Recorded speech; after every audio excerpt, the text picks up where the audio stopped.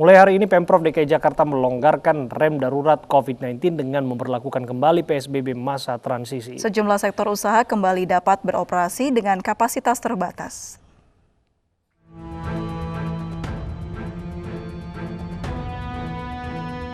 Mulai Senin 12 Oktober 2020, Pemprov DKI Jakarta menerapkan PSBB masa transisi setelah sebelumnya memberlakukan PSBB Jilid 2 sejak 14 September 2020.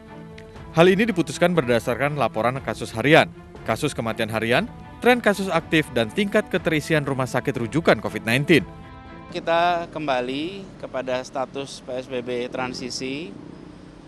Kegiatan bisa dilaksanakan dengan pembatasan-pembatasan, tapi saya perlu ingatkan kepada semua kita bahwa kondisi di Jakarta sangat tergantung kepada kedisiplinan kita menjaga protokol kesehatan.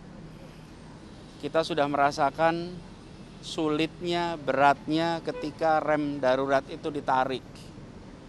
Restoran tidak bisa makan di tempat, perkantoran sulit beroperasi, kegiatan-kegiatan berkurang. Kita tidak ingin itu terjadi lagi. Dalam PSBB transisi ini ada sejumlah sektor usaha yang diizinkan beroperasi dengan kapasitas terbatas.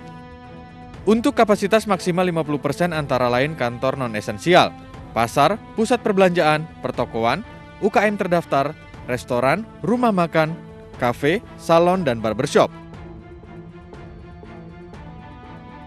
Fasilitas olahraga dalam dan luar ruangan, museum, galeri, dan tempat pameran serta tempat ibadah.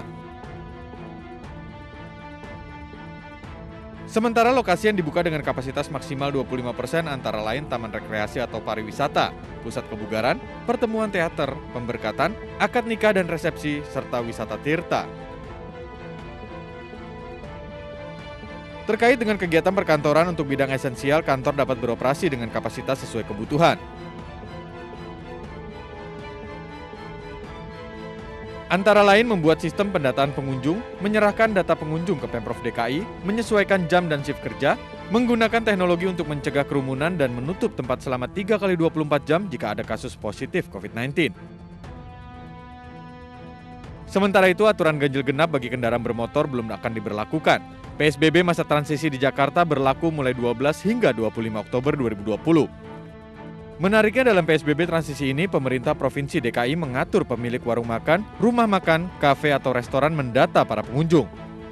Aturan yang tertuang dalam pasal 12 ayat 1 Pergub nomor 101 tahun 2020 ini untuk memudahkan penyelidikan epidemiologi apabila ditemukan kasus COVID-19. Bagi restoran atau kafe yang melanggar akan diberi sanksi. PSBB transisi kedua ini melonggarkan aturan PSBB Jilid 2 yang diberlakukan sebelumnya. Pada PSBB Jilid 2, sejumlah fasilitas umum seperti taman rekreasi dan air petra ditutup. Sementara aktivitas warga di perkantoran dibatasi 25%. Tim Liputan iNews melaporkan.